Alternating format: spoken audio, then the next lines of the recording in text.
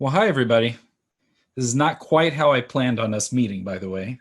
So, as most of as we designed this class a couple of years ago, my plan was, of course, to meet all of you one day a week at the San Bernardino campus, one day a week at the Palm Desert campus, and broadcast on opposite days to the other group so that we could tie everybody together using technology. But obviously, now we're going to tie all of you together in technology through this virtual, so we'll make the best of it. So welcome to Geography 5150, Global Governance in the UN System. My name is Dr. Kevin Grisham, and I'll be teaching the class for this term. I've already told you a little bit about myself. Of course, if you've watched the videos that I posted to help you kind of get introduced to the class and to me. What I didn't say actually in the video, I realized after I put it all together and sent it out, is one of the reasons that I am actually the person that does stuff on the United Nations is because I actually worked for an NGO at the United Nations for many years and just retired about 3 years ago as the vice president of the board of directors for an NGO at the United Nations. So I say that because I like to brag about myself. No, I'm kidding. No, that's not it. I'm actually saying that because what that means is during this term, some of our live sessions, and there'll be a few recordings too, what I'm going to do is bring in colleagues of mine from the United Nations system and actually have them talk to you about what it is really to do the job that we're actually studying this term. I think it's one thing to study it from a book. I think it's a completely different sort of thing to talk to people who actually do jobs within the United Nations system day in and day out.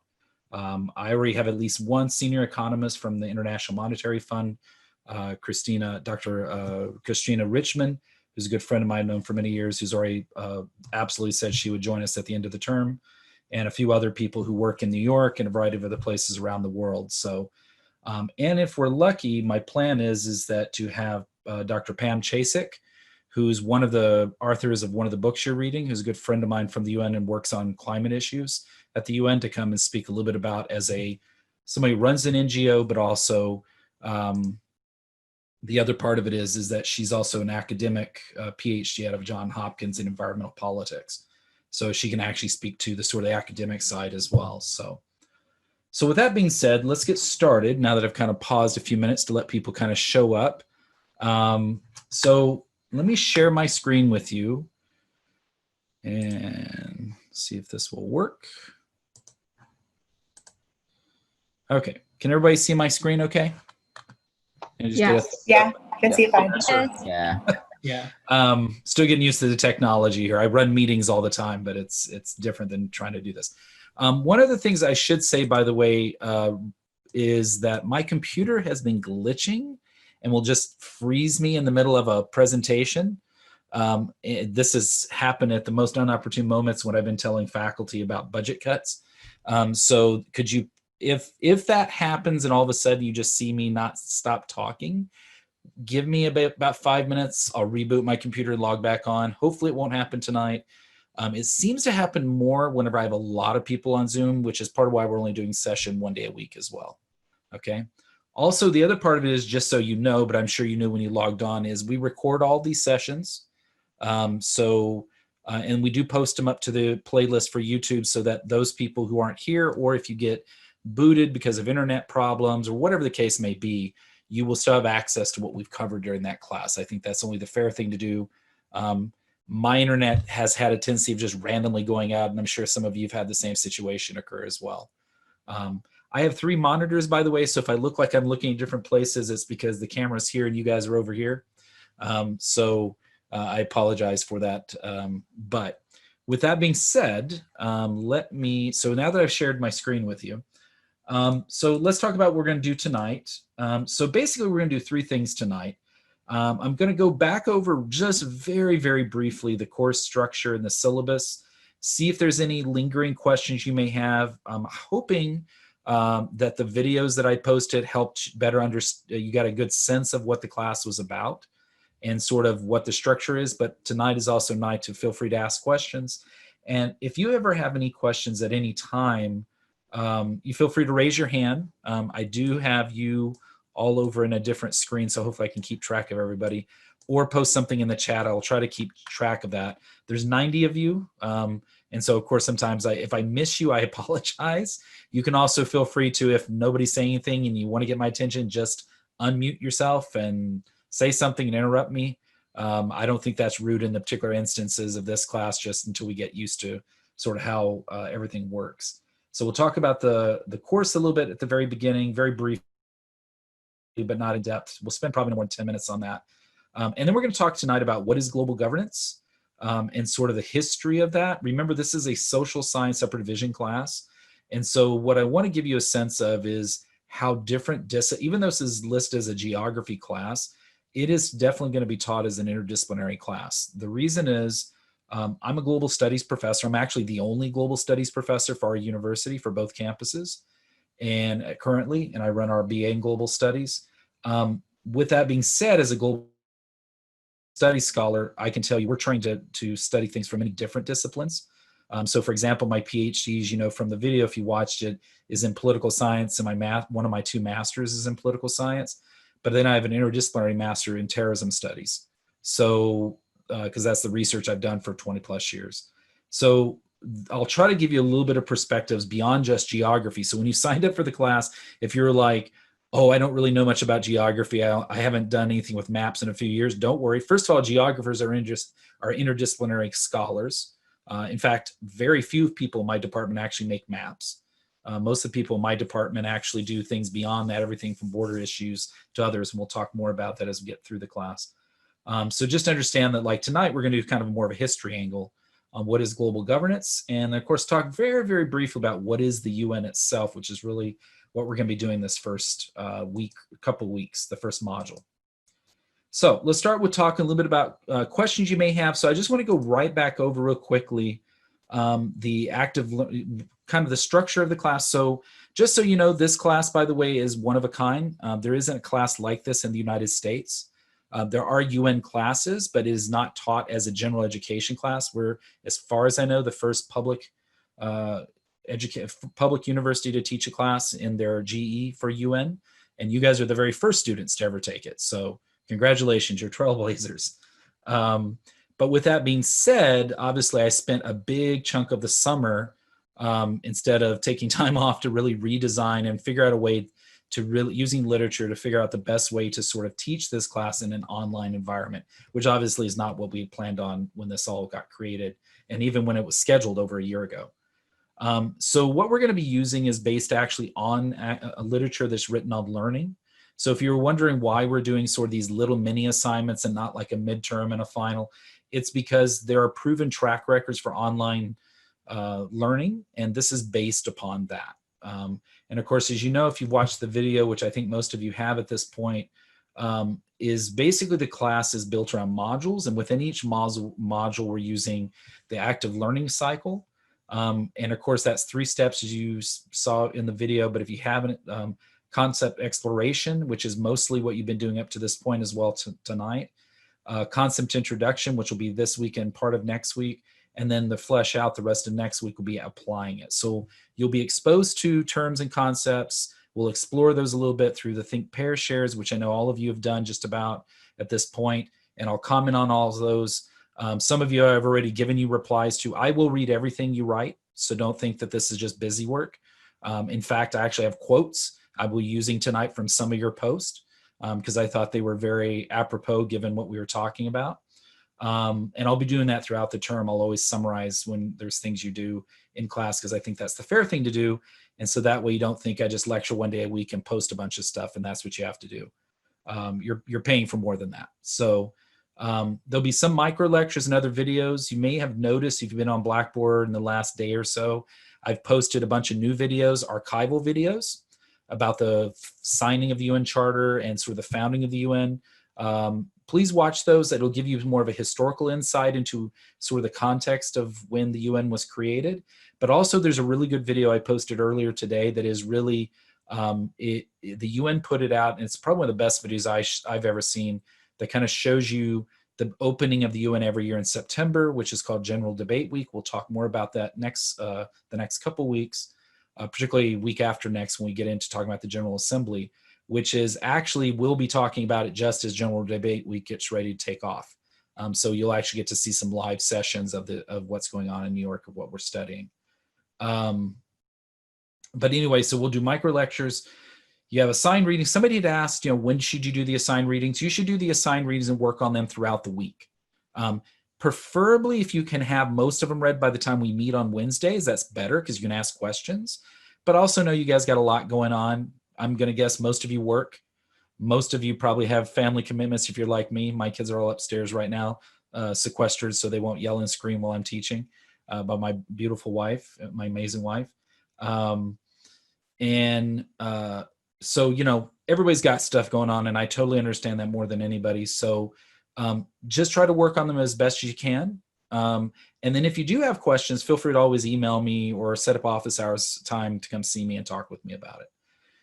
Concept introduction, which will be part of tonight, but mostly next week as well. Of course, is the virtual live session we're doing right now, as well as the assigned readings. And remember, starting tomorrow at 6 a.m., there'll be the bi-weekly mini quiz, as I like to call it. It's only 20 questions, multiple choice. It's open book, open note. So feel free to use your books, use your notes. Don't Google, because some stuff on Google will not be accurate, by the way, about the UN. It is not a one world government, by the way. So the reality is, and there's not black helicopters coming to take you all the way. So, but use your materials. They'll be drawn from that. And of course, that includes tonight's lecture as well. You can work on those quizzes together, by the way, if you would like. I know that's a novelty, by the way. But it's really a way to kind of help you further explore the terms and concepts, some of which we'll get to in class. Some we'll never have enough time. This class is only an hour and 15 minutes. And basically now I have an hour to finish getting through the rest of this stuff. So it goes by fast. For those of you that have been with us for a period of time, we just moved over to quarters, and most of us are used to, particularly me, teaching 2-hour blocks. So it's going to be an adjustment for all of us. If you're just coming from a community college, which I think is a lot of you looking at your post about introductions, this will be normal for you. So just bear with the rest of us who are trying to try to get into these smaller increments of time. And by week 2 or 3, I'll kind of get into the groove, hopefully, and not eat up so much time. The bi-weekly quizzes, by the way, you get your quiz score right away. Also, you'll be able to click on your grade and they'll pull up the test, what you answered, the possible answers, and what were the correct answers. Print those out, use those basically to study from for the midterm and final, because we'll pull a lot of questions from those. The next week, what I call week B, is really concept application, the last stage, and that will be some different assigned readings. Mostly in the second week, most weeks you're going to be reading from the Transforming Multilateral Diplomacy book. Some weeks, though, it varies, but for the most part, that's kind of like Fasula's book is usually the first week, and the second week, of course, is the other book. Most cases, most modules. There'll be some micro lectures and other videos. And then at the end of the week, Thursday through Saturday of next week, you'll be doing the real life application exercises. What those are is it's similar in the sense of it will be a discussion board, but it won't be within your groups. Basically, it'll be a general discussion board with 4 different threads. You pick one of the threads that I've posted and you answer it. So you get some choices too. I want to give you as much choices and make sure that you have as much time to really work on it. Okay. Any questions so far? Okay. This is the short version. Watch the video. I've never tried posting stuff to YouTube, so if I screwed it up, I apologize. This is all kind of new to me, needless to say, as it is most faculty, I think, this term. And of course, we do need to assess, because it is a class, how you're doing. So there's an assessment at the midterm point with a midterm exam, 50 questions, multiple choice, that just covers basically from week 1 to week 5. And then week 5, or sorry, not week 5. Sorry, so you can tell I'm still in quarters. From week 1 to week 8, and then week 9 through 16 is covered on the final exam. The final exam is not cumulative. It only covers the second half of class. Okay, we'll cover a lot of material. And that's kind of the nuts and bolts. I mean, that's really the rest of it. I go a little more in detail in the video. So feel free, if you haven't watched the video, do that. And if you have more questions, feel free to ask. And if not, if there's no standing questions, I will move on to some content. Okay. So let's talk a little bit about what is global governance. One of the things I am going to send to all of you, and I'll post it, I just need to create a new content folder for it, is some materials I picked up in the last couple of weeks of how to do effective note taking. So I'll provide some of that as well, because I think that'll be useful for as we go through this class. But remember that if you have any questions at any time, feel free to stop. I know this is all brand new to most of you. In reading your post and stuff, obviously, it's no big surprise. Like most people don't know much about the United Nations.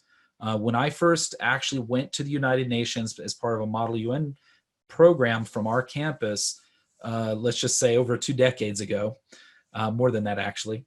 What was interesting is that was my first time to New York City. It was my first time ever seeing the beautiful building that you guys have seen in New York City of the UN complex. And I've, of course, been doing that ever since.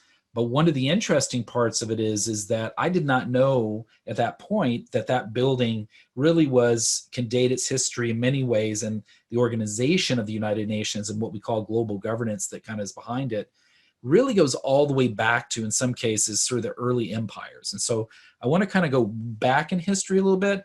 I do apologize to the historians in the group because it's going to be very, very, very thumbnail sketch history. I'm not a historian. But it's just to give you the high points of what are those historical points that led to sort of what we call global governance. So what is kind of global governance in a general sense? Well, global governance, before we move into kind of the history, is really those systems and processes that we use today to really manage things that really connect us all. So for example, I think I said in one of the videos that a lot of people don't realize that the United Nations and its affiliated bodies really touch our everyday lives and we don't know it. Good example of this, obviously pre-COVID-19, if you were, or maybe even since COVID-19, if you've gotten on an airplane in the last, let's say, year or 2 years, then you actually had a direct connection in many different ways with the United Nations, because you actually have the you actually have a civil air aviation organization that's part of the UN system that actually is all these member states, all these countries around the world that sort of set together and say, here's sort of what we all agree to. So one of the very basic ones that most of us probably never think about is, how do you get people to fly? If you're flying, for example, from the United States to Germany, which I did with a group of our students last year from Model UN, how do the people in Germany know the same language as the English-speaking pilots possibly from Delta that we flew on, right? Or if you are flying for Emirati Airlines and your primary language is Arabic, and now you're flying into Germany, right? So the question then becomes, well, how do all those people manage all of that, right? And part of that was because there was an agreement made early on through an international organization, through global governance, that basically said, we're going to use English as the working language. So one thing all pilots have to know if they're going to fly, particularly international flights, is the English language. For those of you that are in the IT, sort of IT majors, ITS majors, you know better than anybody that global governance definitely manages a lot of what goes on the internet today. And that's everything from extensions, those little .com, .tv, .whatever, to how we manage bandwidths globally and all sorts of things. So realistically, that's just a little bit, but we're all touched by global governance, every part of life. Even as it's ironic because right now, this class is literally being touched by many different pieces of what is global governance. Everything from the technology to the computers you're on, to the supply chain that got you the computers, all that is managed in some sort of way when it comes to global governance. But the global governance is not new. In fact, global governance and diplomacy is something that's actually been around for a long, long, long time. Probably the earliest use of what we would call diplomacy as part of global governance really goes all the way back to Hellenic and Roman empires, as well as the early Islamic empires, where you actually had emissaries that were sent from one empire to the next to really work out relationships. In fact, diplomacy as we see it today is actually something that traces history back through the creation of what's called the Italian city-states. So this is even before there was a thing called the country or the nation state. This is back during the time of kingdoms. This is before the 30-Year War. We're talking about centuries right ago that actually global governance of some kind, as well as diplomacy, has actually been with us for a long, lengthy period of time. In fact, in Arabic, in the Islamic Empire, there's actually a term in Arabic called siyar, which is basically the term that is Islamic law that relates to international relations. So that tells you that actually there has been a long history.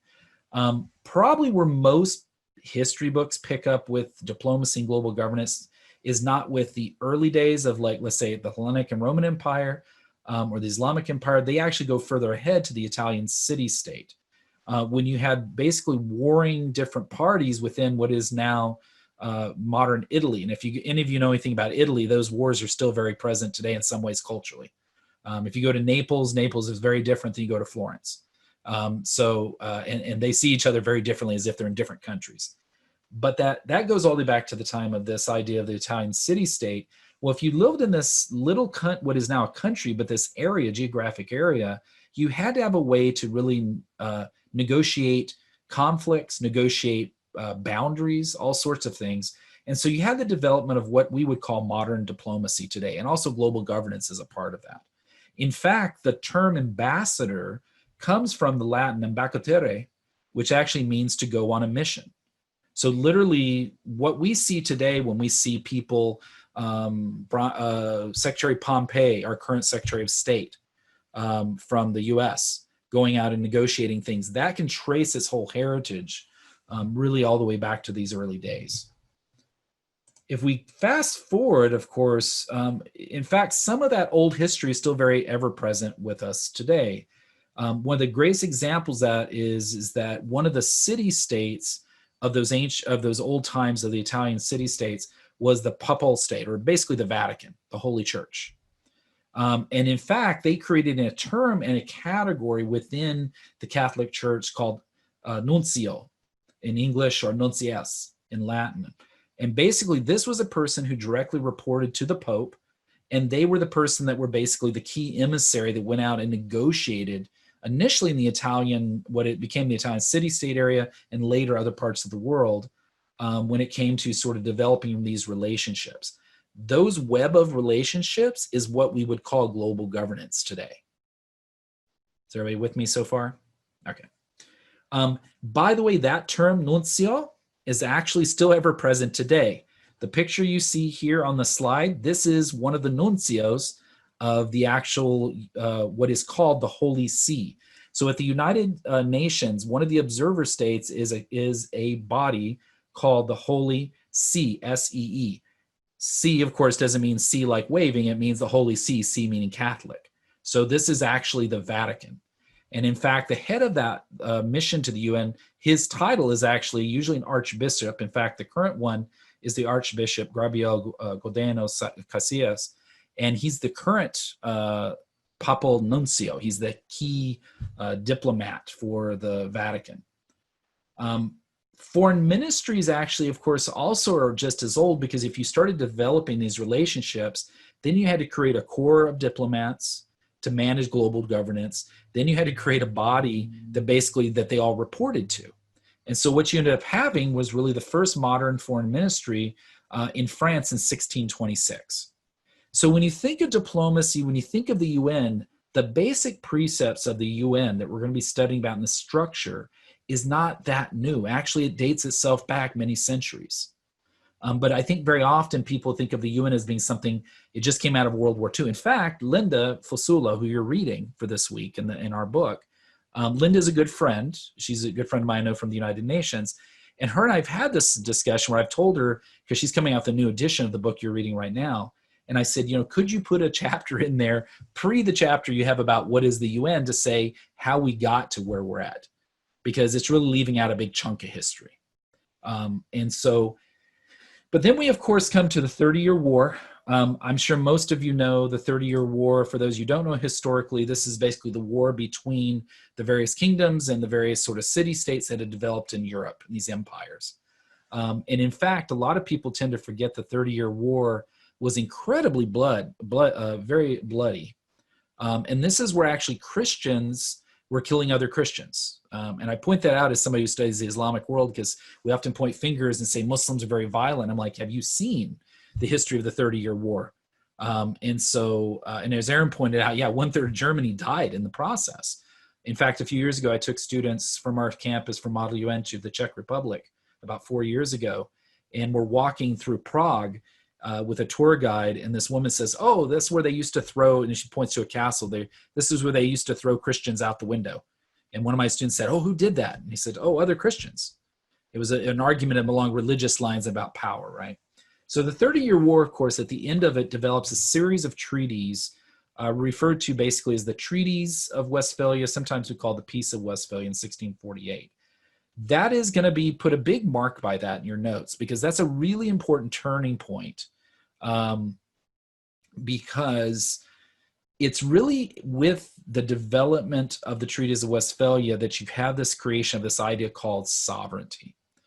And sovereignty is this idea that within your borders, you have the right to do what you want to within your borders. Other people can't tell you what to do. Does that sound vaguely familiar if you listen to current politics around the globe? Yeah, when people talk about the rise of nationalism, rise of populism, yeah, there are issues. That's for a different class, by the way. But yes, there are issues there. The reality is that this argument that you have the right to do with what you want to within your borders is something that's been with us since 1648. And it really is under that concept of sovereignty. Why that's important, by the way, is because in Article 1, please write this down. If I ever say please write it down, you know it's going to be on a test, by the way. Article 1 of the UN Charter is very clear. And that is that every state has sovereignty. So it doesn't matter whether you're the United States or you're the little country of Djibouti. That's a real country, by the way, even though it does sound hilarious. But the country of Djibouti, the country of the United States, both of them, even though they're two different power brokers in the world, they both have sovereignty. And therefore, the United Nations is very limited of what they can actually tell them to do. Now, I say that because a lot of you guys brought up in your post asking the following questions. Well, not asking, but I think you're asking questions by posing the statements. Let's put it that way. And that was, why is the UN is a failure? Because they are not intervening in, and you listed a bunch of things, which is accurate, by the way, historically. There are some definite failures of the United Nations, significant ones. But we also need to ask the question is, could the UN have done more given what the Charter says about sovereignty? We'll put a pin in that because we'll come back to that when we talk about the Security Council. And we're going to talk about the genocides, for example, they're going on in Myanmar. We'll talk about the ones going off the Rohingya. We'll talk about the Uyghurs in China. So we will talk about some of the ones you guys have brought up in your post. But just understand that obviously that can be a big issue, right? Because if the Charter says that the countries have the right to maintain their sovereignty, what they're making an argument for is something that goes all the way back to 1648. Okay, same time, right? Okay, good. So let's fast forward then, significantly here. So we're going to go from 1648 up to the 1800s. So a lot, of course, happened during that time period.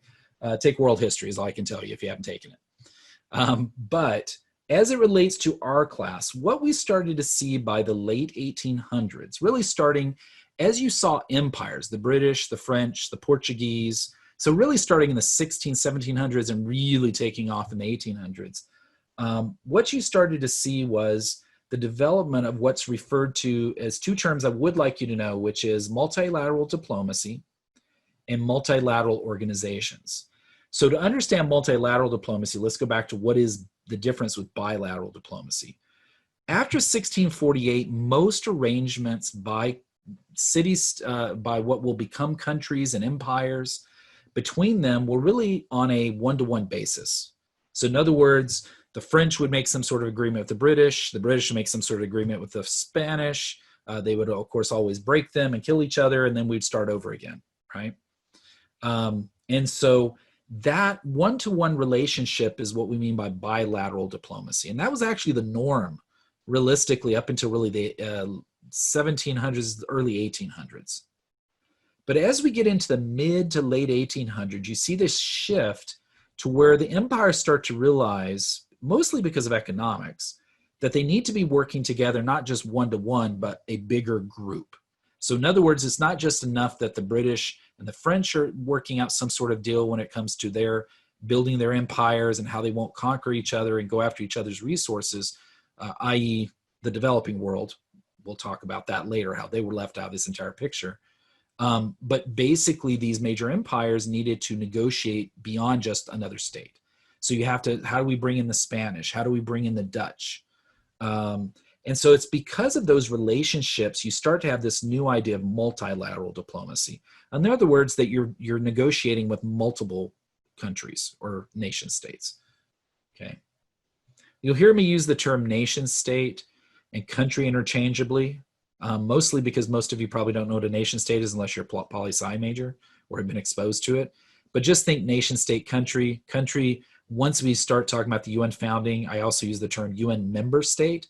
Member states are just basically countries that belong to a body, is the way to think about it. Okay. So with multilateral diplomacy, of course, then global governance really takes off.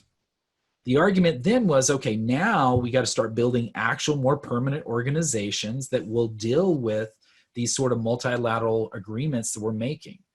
And so as a result of that, there started to, by the late 1800s, you started to see this flourish of public international unions. And I don't mean labor unions, but I mean basically multilateral organizations forming. Now, there were international unions. We're going to talk about those in a minute. But in the case of the term I'm using here is like a unification versus an actual union, like a labor union. You also saw the development of international non-governmental organizations, so or INGOs. Throughout this class, two terms that are really good to know, I think, from the beginning, besides like member state and those kind of things, is the difference between an NGO and an INGO. So an INGO is really just international. And so that means that you're doing things beyond the borders of a country. So, for example, can anybody give me an example of maybe one they think might be an international NGO, one that you just know off the top of your head? Peace Corps? Sorry, say it again. INGO? Yeah, Marco says, did you say Peace Corps? Yeah, for INGO. Yeah, Peace Corps would actually probably be more because it's U.S. based, even though it does do stuff overseas, but it's really housed within the U.S. So it would be an NGO for sure. Well, actually, no, Peace Corps would be a governmental organization technically because it is run by the U.S. government. But Walmart count since they're international? Well, Walmart would be a business. So here's the other part. Non-governmental organizations are also usually not businesses. And so, yeah. So what it is, it's basically a group of people who are trying to achieve some more lofty goals beyond the goals of a state or a goal of a business. I should have said that, so I apologize for that. Would NATO? NATO is an actual international organization. In fact, it's very similar to the UN in that sense. How many of you guys have heard of Greenpeace? No, people are shaking their head. Okay, so Greenpeace, that does environmental work globally, they would be considered an international NGO. They started as an NGO, though. They actually started within the borders of a country and then grew over time. Amnesty International. Has any of you guys heard of Amnesty International or Human Rights Watch? If you've never heard of these terms, write them down because you can always look them up later. Because we will come back to some of them as examples. Saudi Arabia? I'm sorry? Is Saudi Arabia? Saudi Arabia is a UN member state, so it wouldn't be an NGO. Yeah.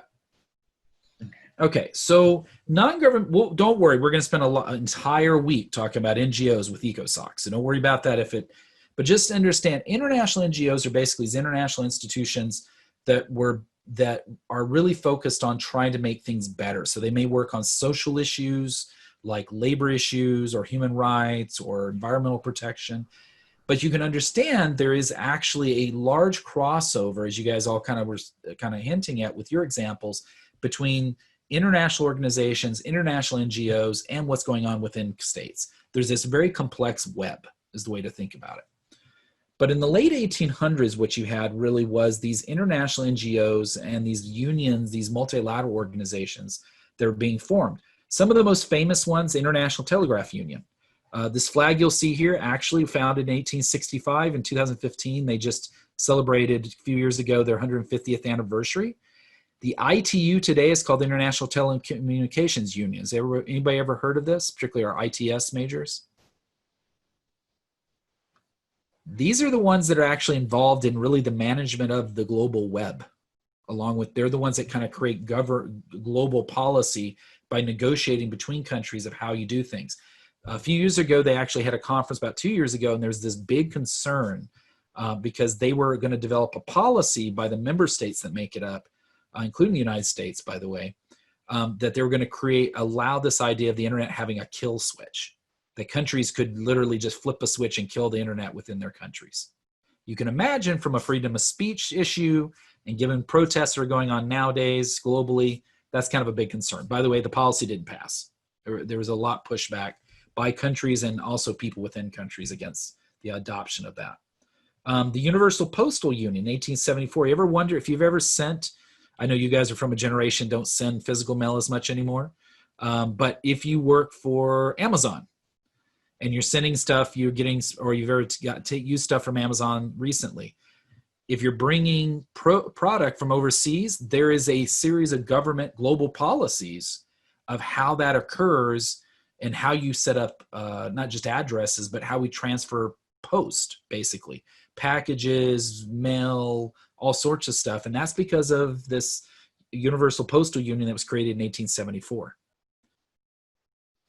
There's the International Railway Congress. That was because railways, of course, were a really, really big deal at one time. So you wanted to, rail would go across country borders. So you have to figure out how you negotiate that, right? If you're going from China to what it was then the Russian Empire, how do you negotiate that relationship? And so these unions or these associations were created.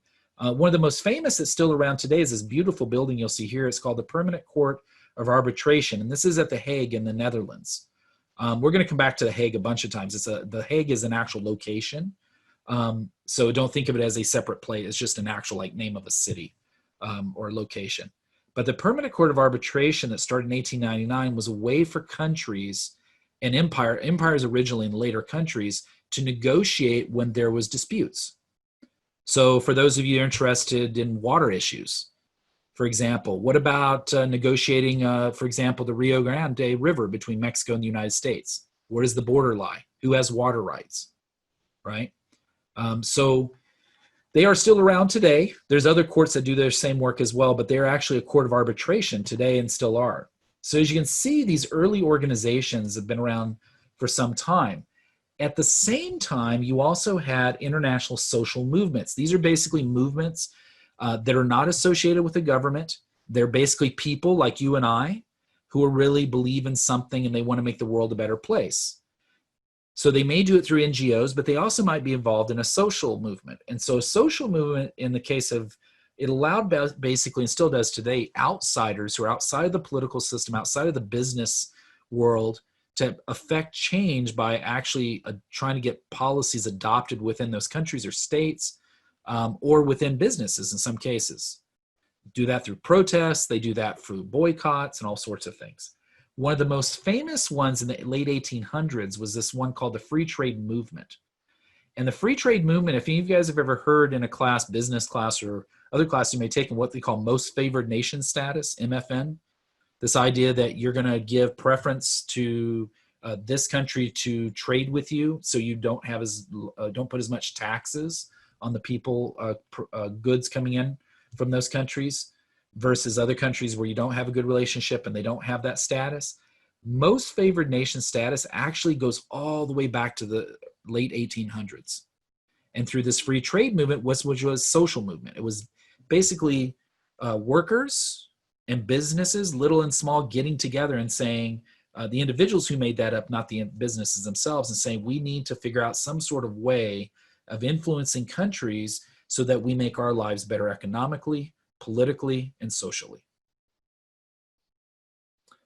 For those of you that are going into like engineering or chemistry or those kind of things, the internet, there's also these sort of global industrial standards. So if you work in a business now that has certain standards you have to make sure you keep track of when they're doing things. So for example, if you work in a factory that has certain standards about chemicals, there's both the national standards, but there's also international standards as well, that there's been an agreement upon at some point. And in fact, the International Union of Pure and Applied Chemistry created standards as early as 1892 that they still use some of those standards today when it comes to chemicals and chemistry. And these are actual chemists doing this work. Of course, international movements that we see here, both through industry standards, but also the social movements, it's not like they went away with the UN. Probably the best example of that today is the Me Too movement. Me Too movement is global. You go anywhere in the world, you're going to find Me Too movement protest. For those of you that have been following Black Lives Matters, people think it's a US-based thing. It is around the world. This picture is real recent from Seoul, Korea, South Korea, where you actually had Black Lives Matters protesters protesting in Seoul against racial discrimination within that society. So these ideas, of course, have kind of pervaded. So non-state actors, even though we're going to focus a lot on state actors, so countries like Florida's point about Saudi Arabia, for example, would be a state actor. There are people who are actually changing within their countries and globally, even today, but even as way back as the 1800s, policies that change how people live their lives. And this is long before the United Nations, by the way. So this idea of global governance is nothing new. It's something that's actually been around with us for some time. And in fact, leading up to World War I, one of my favorite quotes, there's a very famous American political scientist wrote in this book you don't need to worry about, but I just want to show you this quote I've taken pieces out of, by Marty Follett. It says, "Association is the impulse, the core of our being. And since the creative characteristics of war is doing things together, it was imperative to begin to do things together in peace." In other words, this idea that you're united not by herd instinct, but by group conviction. In other words, we'd already been working together, mostly driven by economics. Now we were coming up on World War I, the war to end all wars, and we saw the devastation of that war globally. Now we have to figure out a way to move beyond it and not just sort of have this every man for himself sort of perspective. So as a result of that, as you know, after what's called the Great War, World War I, there was a very clear attempt to develop some sort of permanent multilateral organization that really could be a place where people could come together. And when I mean people, we're talking about people representing countries to actually stop what had just happened, this global war, from occurring ever again. And so what came out of that, of course, was in 1918, our US President Woodrow Wilson came up with, of course, his points that basically laid out what will become, in some ways, the core principles of the League of Nations. And the League of Nations, of course, as you all know, if you've done the readings already for this week, is really the predecessor to the modern United Nations. So in 1919, Woodrow Wilson, the US president at the time, chaired what's called the Versailles Peace Conference. This was the peace conference at the end of World War I. And basically it's at that conference they decided to create an international organization.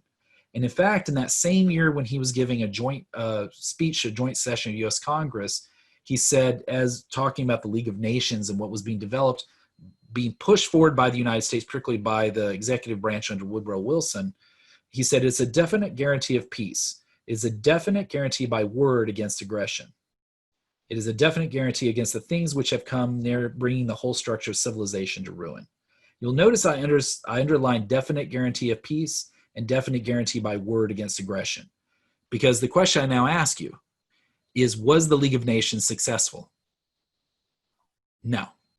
Because as we know, from the end of World War I, 1919, to the beginning, for all intents and purposes, of World War II, is often referred to as a 30-year crisis. And so, 20-year crisis at 30, 20-year crisis. And what that is, it's that time period where we thought we would never go back to war. And in fact, what we saw was what? The rise of populism. the rise of nationalism, the rise of Adolf Hitler and the Third Reich in Germany, the rise of Mussolini in Italy, the rise of Imperial Japan, right? And on and on. And so even though Woodrow Wilson made this argument, it was probably a really false promise. I always wonder, having read the writings of Woodrow Wilson over the year, if he really believed that, or he was just hoping. These were his hopes and aspirations. Kind of like the quote I gave you for Dag Hammarskjöld in your think piece. So what led to the failure of the League of Nations? It wasn't just simply that, Adolf Hitler came to power. It's much more complex than that. So really I would argue three of the kind of really problematic things that led to the League of Nations failing was the Munich Conference in 1938.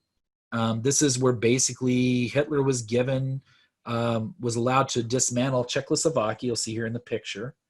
And they gave the Suderland, which is this area you see here, which is all sort of I'm going to go with brown because I know basic colors. I don't know like really complex colors because I'm a man, I think. But basically this color you'll see here, this is a land that actually culturally was different than the rest of Germany. But yet, because of the Munich Conference, Hitler, after having been elected to be Chancellor of Germany and the Third Reich Party coming to power, basically took this over. And Czechoslovakia, as you know, then was also split into two further divisions.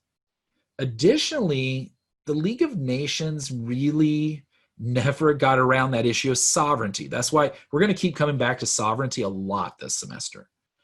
Sovereignty from 1648 till today continues to haunt us in so many ways. When Bashar Assad, the current leader of Syria, makes arguments that he can bomb his own people with barrel bombs and kill innocent people and children and women, he makes an argument of sovereignty.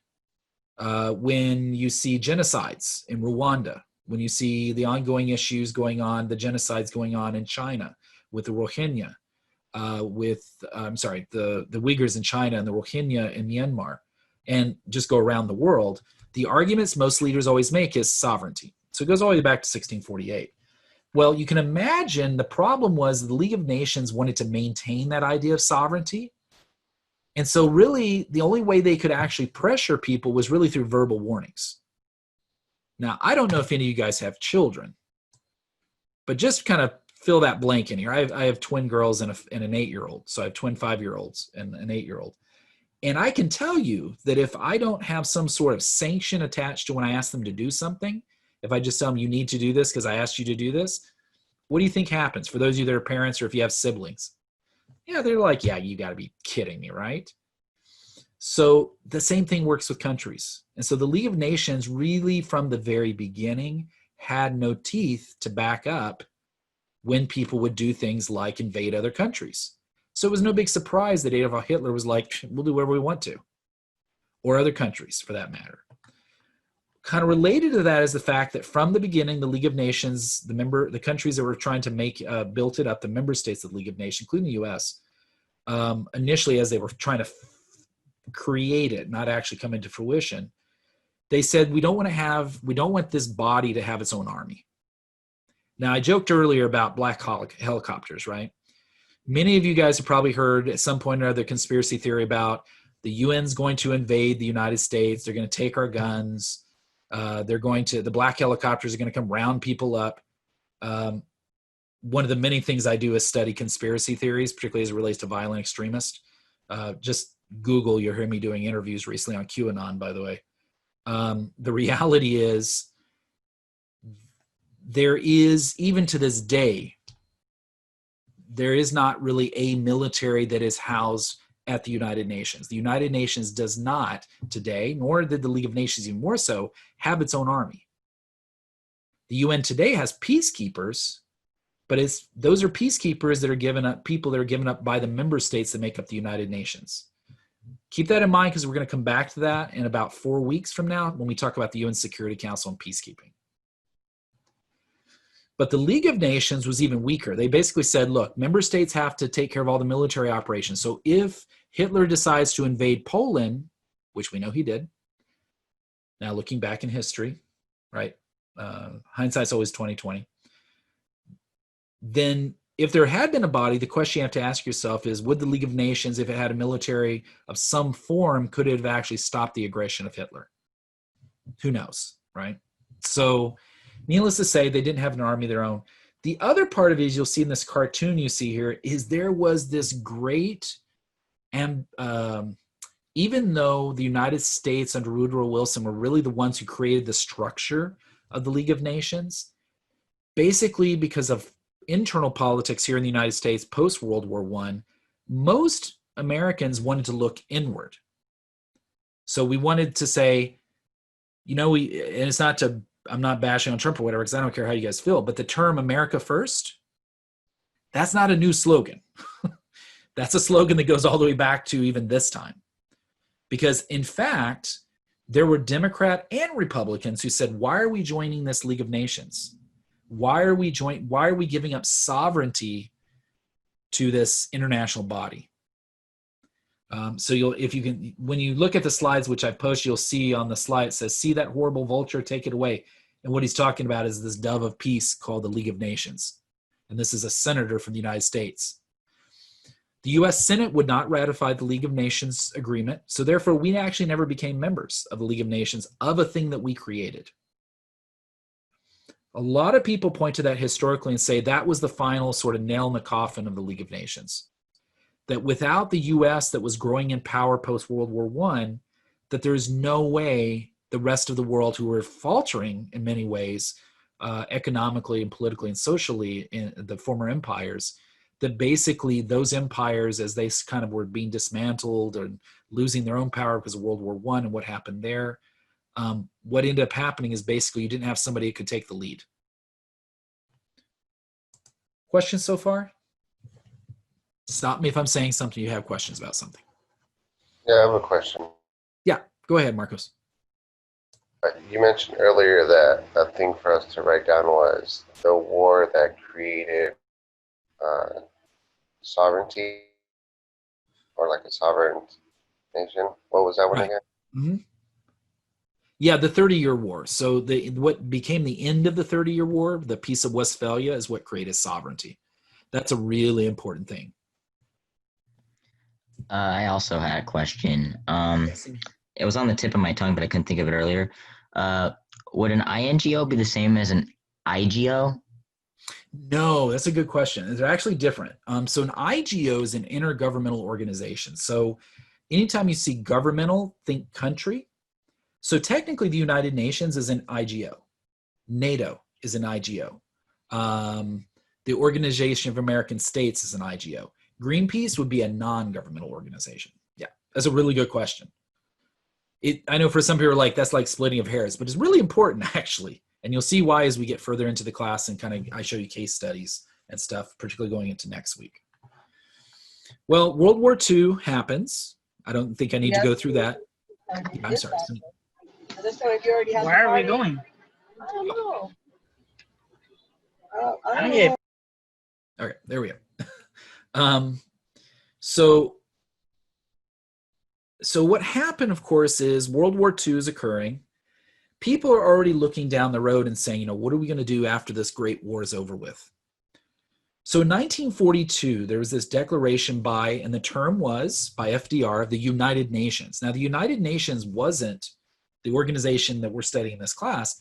It was basically what we call the Allied powers and their allies of the time. So the United States, Great Britain. We tend to forget that China and Russia and the United States were all on the same side in World War II. I think generationally we're losing our history sometimes. We tend to forget we were all friends at one point due to common enemies. But you'll see this is actually a poster of that time frame. And so all the flags you see are of all the countries were considered the United Nations, not the organization, but those that were united against the Axis power, basically Hitler, Mussolini, basically Japan, all these ones they were going against. And there was actually 26 countries that made up the United Nations. FDR, Franklin Delano Roosevelt, is the one that actually coined the term. And the idea of the United Nations was this idea of just peace. Just peace is really important. You'll see I put the just in quotes here, because just is real simply this idea that if you want peace, then we need to hold people accountable for the bad things they do. You can't just simply say, oh, well, you know, they were acting badly. We'll reintegrate them into the system. So you can see just peace is very different than what the UN as we know it today is all about. It's a very different approach. But it's actually during this time frame in 42 and 43, 1942, 43, that FDR initiated, as well as other people, but FDR, or the United States, was the primary instigator, if you want to call it, but basically the initiator of this, and said, look, we need to think about a new multilateral organization post the transformed post-war period. So in 1944, they met in Dumbarton Oaks in the United States. It was actually China, Russia, what was by then the USSR, Soviet Union, the United Kingdom, the US, and they basically developed the structure that we're going to be studying in this class for the next now 9 weeks, or not 9 weeks, or we're on semesters now. The next 17 weeks. No, 15 weeks. 15 weeks. I can't even get it straight. That tells you how bad it is. At some point I'll remember we're not at quarters anymore. I apologize. And so as a result of that, they met over many different periods. If you watch the films I've posted, it actually shows a little bit of footage from that time period that I pulled from National Archive videos and stuff for you. And they actually met in San Francisco. How many of you guys ever been to Embarcadero in San Francisco? Anybody? Right? This is down by the pier where all the fancy, like... Yeah, I used to live there. Okay, so you know Heather. So that area is actually, in all intents and purposes, where the United Nations started. It was actually in that Embarcadero area is where the conferences were held to create what is called the UN Charter that created the United Nations. By the way, the building it was done in is no longer there. There's just a marker. So if you ever, when this is all over and you're ever in San Francisco, just look for a big post with a historical site placard and you'll see it's down in Embarcadero. The UN Charter, of course, was signed in October 24th, 1945. And in fact, every year we celebrate on October 24th what's called United Nations Day. We'll actually be doing something related to that in our class and for our campus, even though it's going to be virtual this year. Okay. Questions so far about history? We have a few minutes, so I want to get a little bit into the structure at least. Okay. So I'm going to give you just the thumbnail sketch, and there'll be more in the micro lectures about this once I have them posted. But what is the difference between the UN? Because you noticed in the title of the class, it doesn't say United Nations, it says UN systems. So let's talk about the difference between those.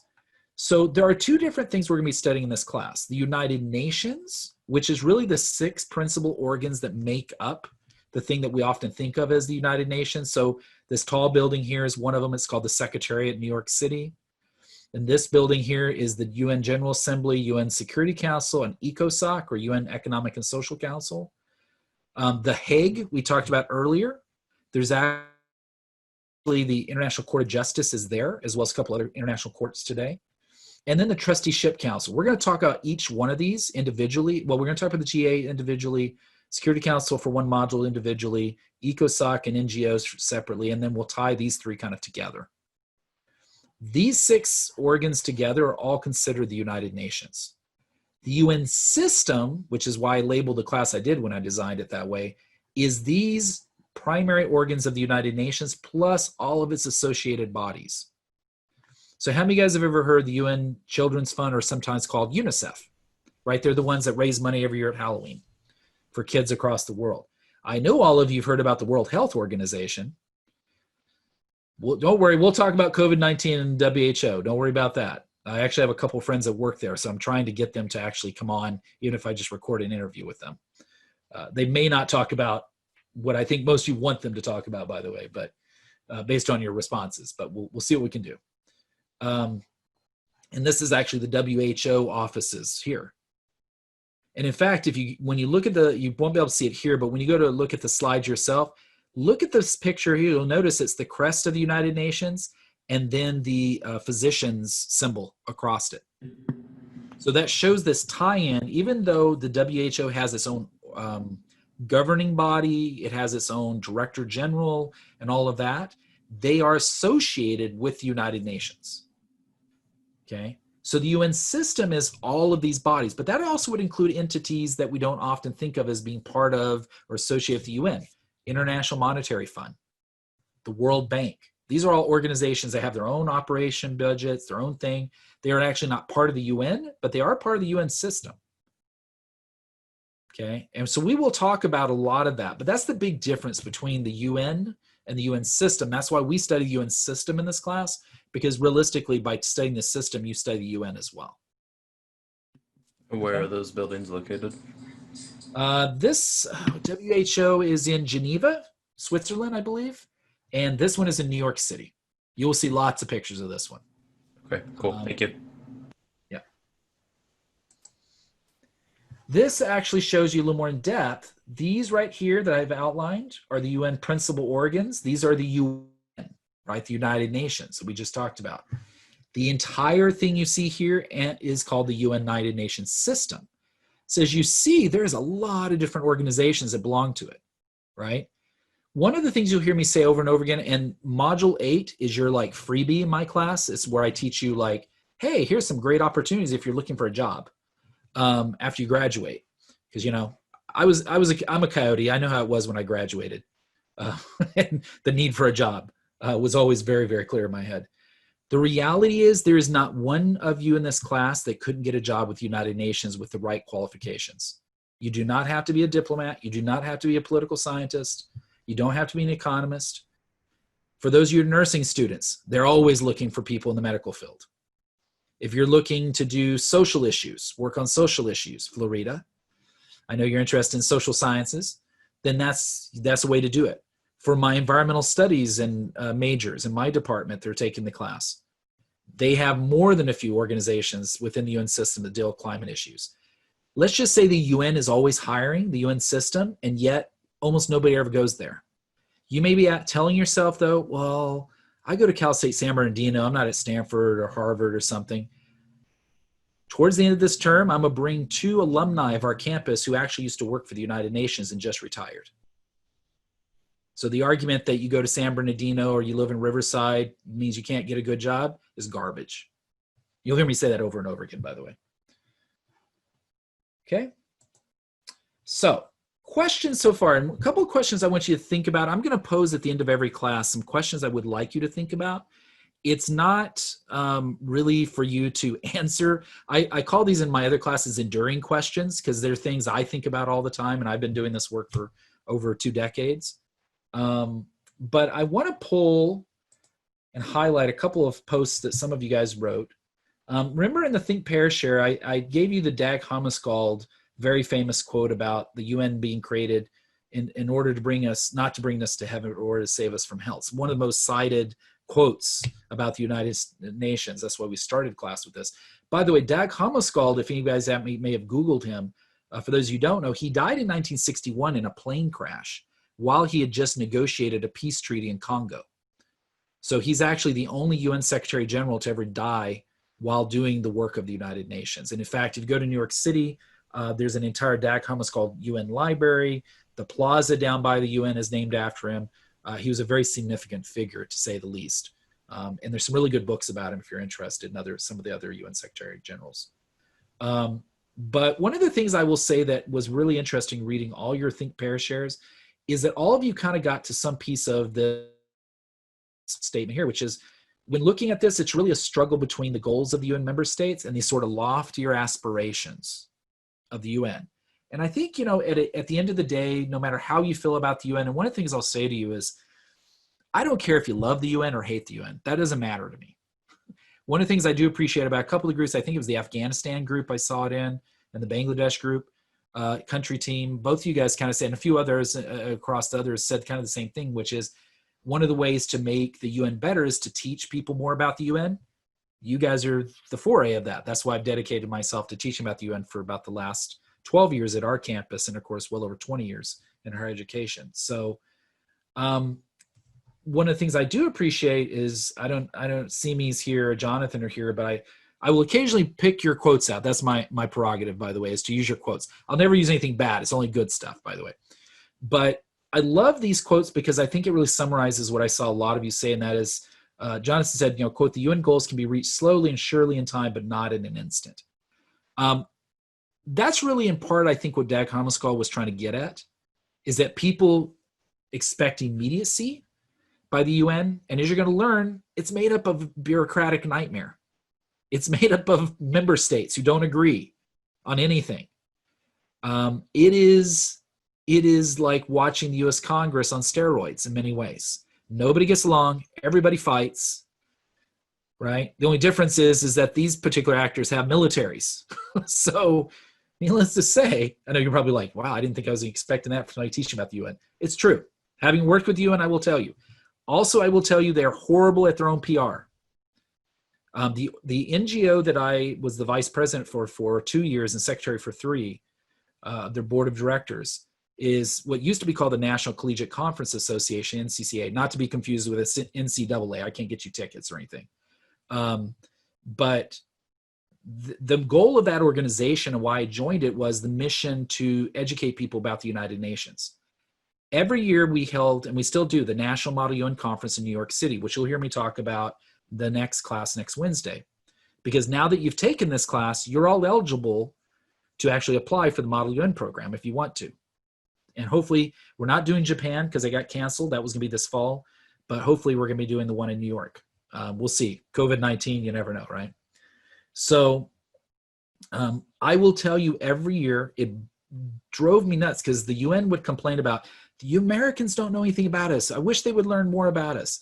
I'm like, you are literally charging an NGO to use your organization, your space, when we're promoting education about your body. That tells you how there's often this disconnect of what the organization should be doing, right, versus what bureaucrats sort of think is the right thing. It's my nice way of putting it. To say the least, the UN bureaucrats didn't always like me. But the other was Simi made a point of the main reason I feel that it's not been, it has not been, basically a good thing is because in an institution, the UN is only strongly based upon the fact that it's relying on the United States. We're going to talk about next week about what role do member states have in the actual strength of the United Nations. One of the things you're going to learn, it depends on which part of the UN we're talking about. Because in the UN General Assembly, the US has almost no power. None. In the UN Security Council, they have a lot of power. So because of how the UN was created, it's interesting that over time, for example, in the General Assembly, developing nations that often have no power in the real world have a lot of power in that body. And yet in the Security Council, the UK, China, the Brits, the United States, Russia, French, all have a ton of power. And then in the ECOSOC, INGOs have a lot of power. These are the people who represent the peoples of the world, so to speak. So we're going to talk a lot about that. So I wanted to leave off that quote because I think it's one of the things that people tend to think of as the US being this wielder of great power, but it really just depends. And now you know why the UN is so complex and why we have a class on it. And this is just the tip of the iceberg. I'm going to make your brain hurt by the end of the term. Don't worry. Okay. I want to end, since we have a couple minutes, with a couple of reminders. Remember that starting at 6 a.m. tomorrow, you have the first prep quiz will open. If for some reason I'm having internet issues or whatever, I will email all of you from my phone or whatever, but it should be up with no problems. I just have to put it together tonight now that I've done the lecture with you.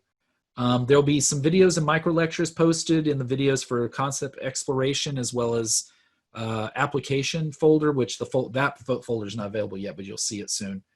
Also, for all of you, very important, you can get all of the readings for this class, the 2 books, for free. Virtually. Now, I know some people like, physical books. So if you like physical books, I'm one of those people. You can't see behind me because this is a fake backdrop, but I have an entire library of just pre-stacked books, and I have so many books in my office at Cal State because I love physical books. But some people are okay with digital books. If you are, go to the FAL library. You can Google both of your books. Just put the ISBN numbers in. They are free through the library website now. And remember, I think I sent an email and told you guys that the Fasula book was only 1 person at a time. I checked right before class, and you can thank your librarians, by the way. They don't get thanked enough. they were able to secure an unlimited viewership for that book. So that means all of you will have the books free. There is no excuse why people can't do the readings now. And that's not my doing. Send the librarians a nice email and say thank you at some point in your busy day. Okay. Remember, next week we'll have our live virtual session, same time, same channel, same link. We'll be talking about examples, and so I'll bring in some case studies. I may actually, if I can get him, bring in one of our alumnus to talk about who used to just retired from the UN Refugee Agency, and talk a little bit about the real life. What does the UN really do on a day-to-day basis? It depends on whether he's available. I have to find out if he's available. So. And of course, your real life application exercise, one of those 4 posts you'll do, and I'll send you guys more details and post a video about how to do that between now and next week, will be next Thursday through Saturday. By the way, one of the questions that came up is, and this is what I end with, is all the assignments you have until 11 o'clock to do them, with the exception of Think, Pair, Share. The reason I do that, by the way, is if you haven't noticed, I actually do read what you write. I know not all professors do. And so, no, not today. Somebody wrote today. No, nothing's due today. Just make sure people aren't panicking. Nothing's due today. Think, Pair, Share was due yesterday at 6. That won't change the 6 p.m. The reason is I need enough time to go through all your posts so that I can pull that information, as you saw from the slides tonight, to sort of figure out what I want to cover in class when I do meet with you. Okay, so it just gives me a little bit more time. Any questions?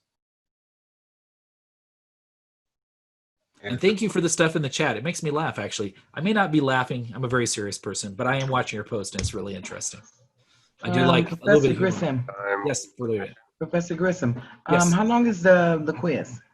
The quiz will be 20 questions, multiple choice. It opens at 6 a.m. You just have to have it completed by 11 p.m. on Saturday. So there's That no means- time frame. You can go in and use as much time as you want to. The time frame is that entire time. So you can go in and work on 2 or 3 questions, go do whatever you need to do, come back to it. Just big key here, do not click save and submit until you're done with it. Okay. And Thank please you. make sure you click save and submit by 11 p.m. Okay, one more question. Yes. Now, is the quiz based on, I know you said books, PowerPoints, of course, right? Yes, tonight's lecture. And is it on the KCO readings, page 1 to 28? No, that will, no, anything, just whatever the assigned readings were for this week, Jal Fasula. So just those 15 first pages, and then what we covered tonight. That's all that. Oh, okay, great. Okay. Well, thank you. And then when I do have micro lectures posted, sometimes before our class on Wednesday, which will be some weeks, it'll be possibly on that as well. But I'll let you know. So always ask on the Wednesdays when we meet. All right, thank you. You're welcome. Any other questions before I let you guys all go? Actually, yeah, I had a question. Yeah, Alicia. You mentioned something about offering the books for free through the library. I think I missed that part. So just go to the library website, FAL Library's website. You want to go onto OneSearch, which is the searchable database we have. Mm-hmm. Just type in the ISBN number from the syllabus, mm-hmm. and it will show that we actually have digital copies. And then just go through that, and you'll be able to click on it. The KCO book, as I like to call it, Pam's book, the Chasik book. That one is, I believe you can download the entire book at one time, if it's my understanding. The Fasula book, it has it broken into the chapters, but you can now download those individually as well. So my recommendation is download each one of them. When you guys have a chance, you just have copies of them. Or you can just go on the library website and read, whichever works best for you guys. Okay. And if you have the physical book, by the way, I apologize if I knew they were going to have the electronic. I would have told you guys that long time ago.